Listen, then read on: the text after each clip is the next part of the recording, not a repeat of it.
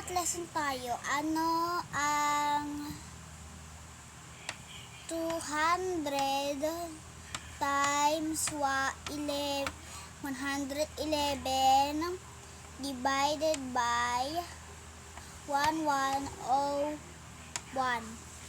1101 equals ano yun?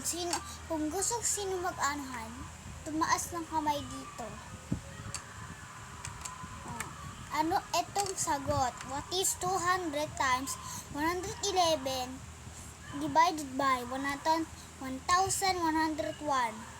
Okay. Anin natin yan sa anuhan. Una muna, 200 times 111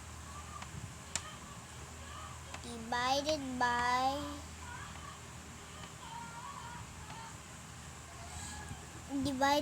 1,000. Ayun na pala. 1,101 divided by equals 0 times 1. 1 divided by 1. 2.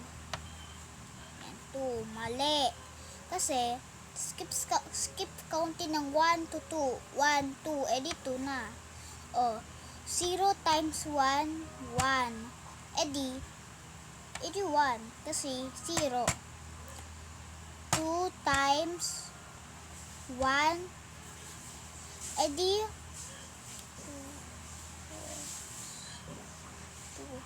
2. Divided by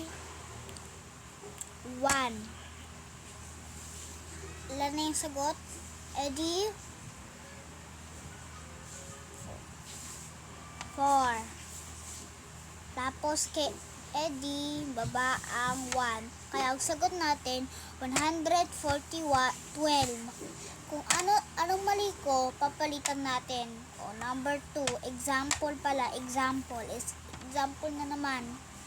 Example, what is 1,111 o 1,111 times 1111.